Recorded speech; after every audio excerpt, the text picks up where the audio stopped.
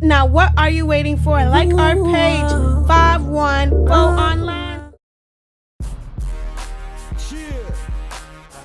What's crack-a-lackin'?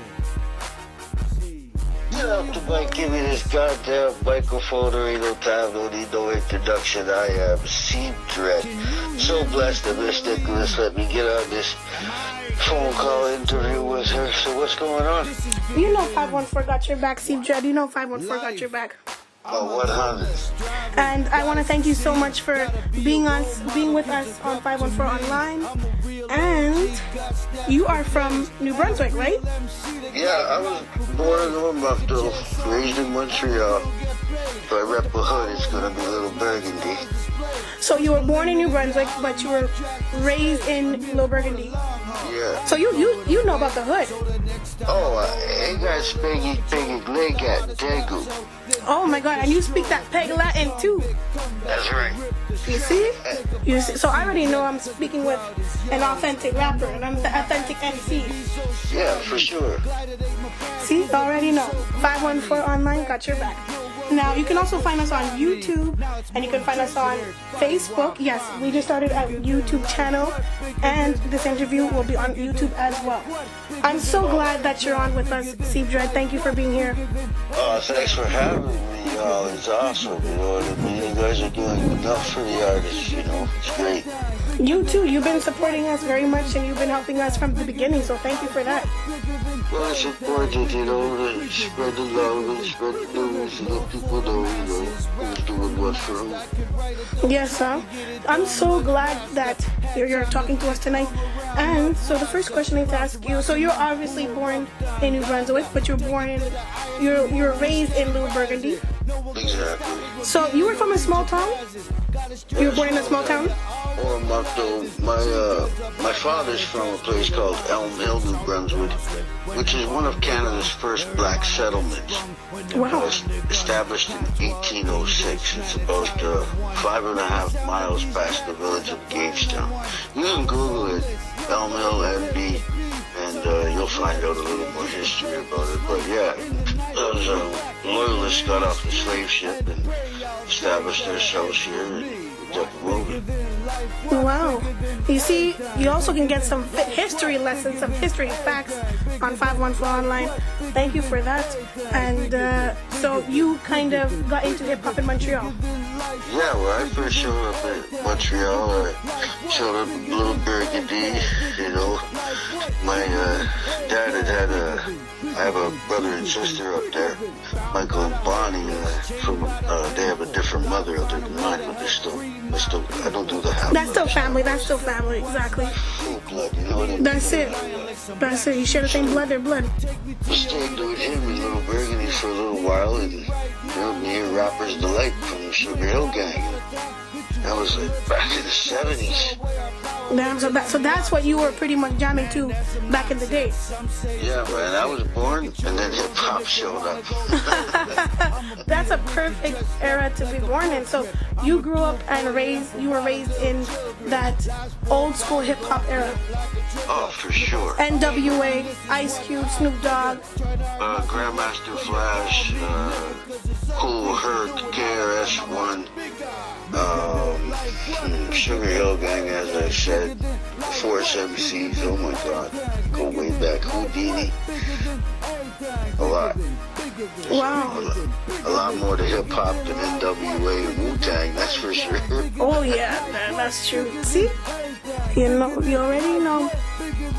Real It's fast. funny when I hear people say, "Oh, what's old?" I'm like, "What's old school to you?" And they're like, "Oh, Naughty by Nature." I'm like, "What?" You see, I'm born in '92, so Right. that's like I'm in the '90s, early 2000s era. Like, Yeah, but you can still remember my show Fresh West, Let Your Backbone most Slide. definitely. You know, that's almost Those are classics. halfway there. Those are definitely classics. So you were representing Little Burgundy, and you were inspired by some people in the States who are doing their thing back in the day.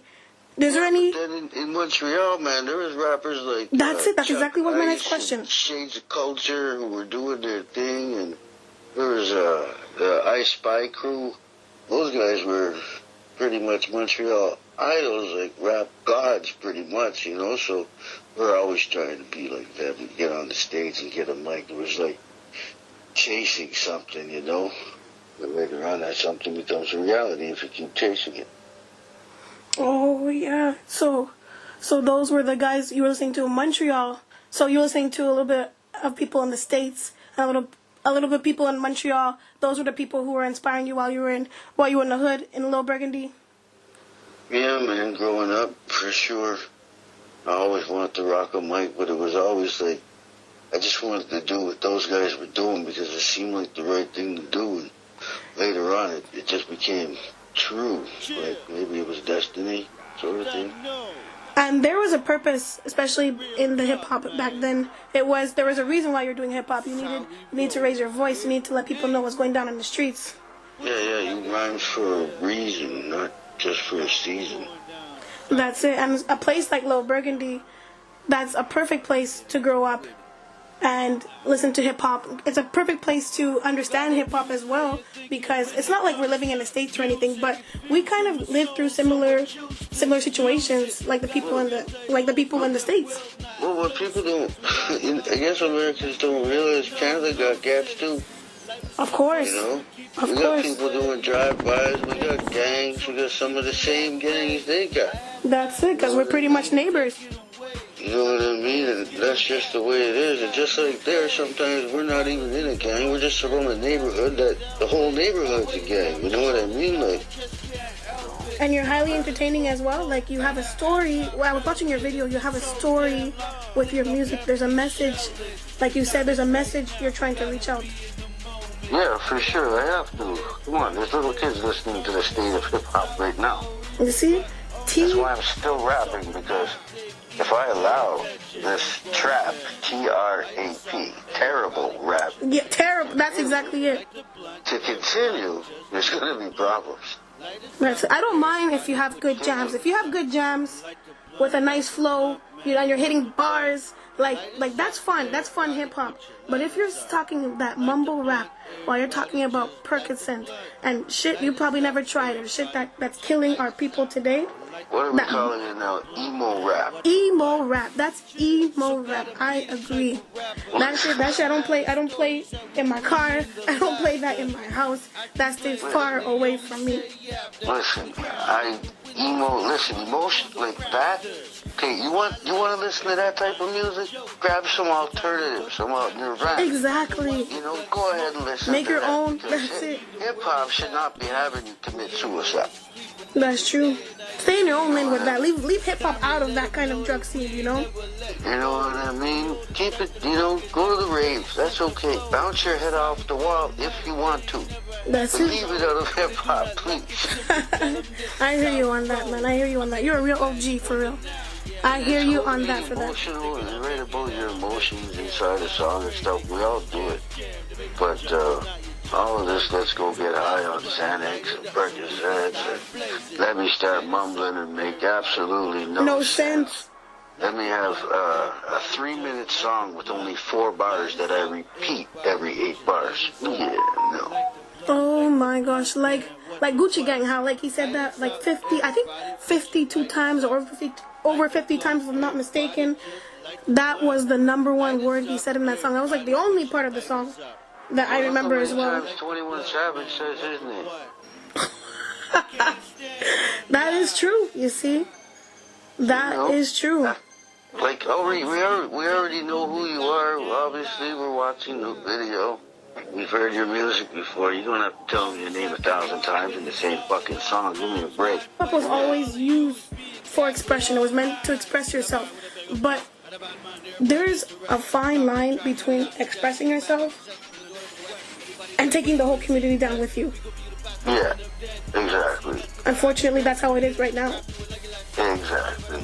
That's not. They shouldn't even be allowed to have trap music in the hip hop genre.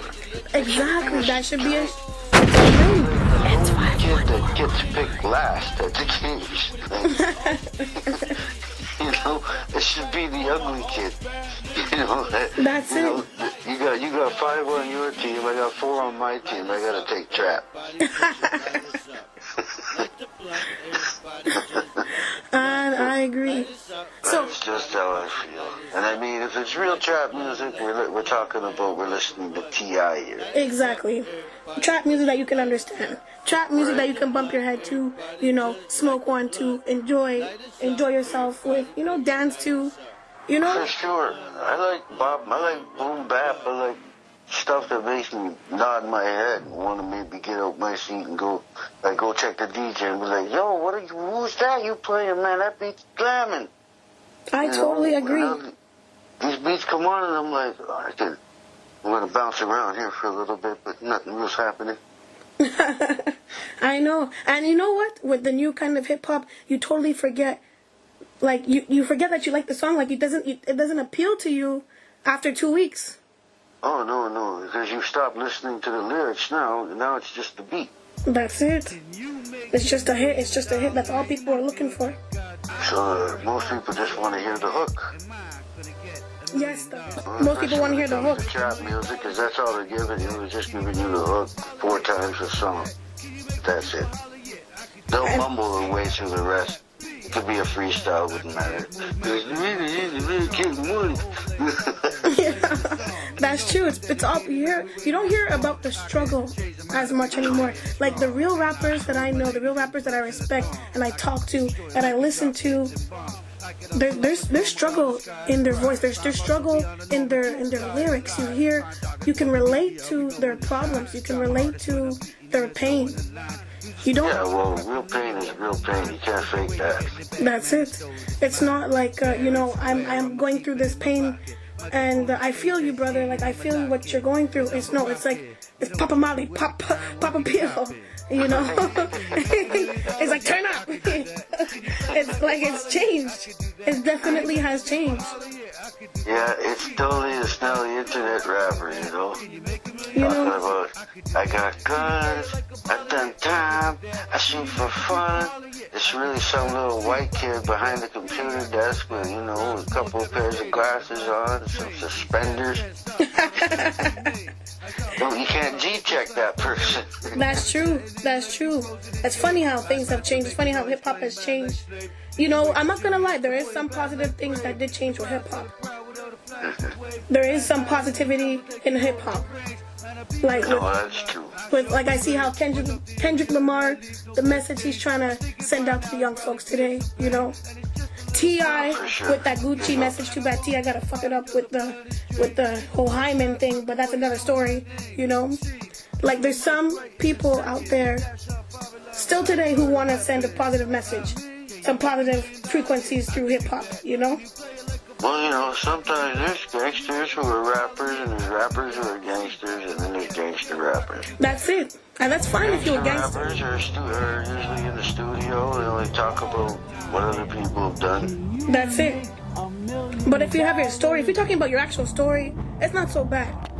If it's something you live through, and you want to express yourself, and that's your life, you know? Yeah, I think if you haven't been through any bullshit, you don't talk about it. Exactly. There's no point of rapping about shit that you've never been through. Because when people ask you in interviews, when people ask you on the radio, people ask you on the streets, you know. Did you really do any of that shit? And you can't talk about anything. I'm like, damn right. You know? If I find myself homeless again, I'll probably rob you. You know, so you definitely, like, I heard this term from a rapper named Urban Logics, like, when he was performing at La Coca Nostra. He had a term called he raps. Do you consider yourself as someone who raps, who is an authentic rapper, who knows the game, who knows like the history of hip hop as well, and rap? Definitely. 100%. But for me, I think I'm more of a rap is what I do, and hip hop is how I live. Wow, that's deep. Yeah. That's deep. So it's a way of life. It's a way of life for you.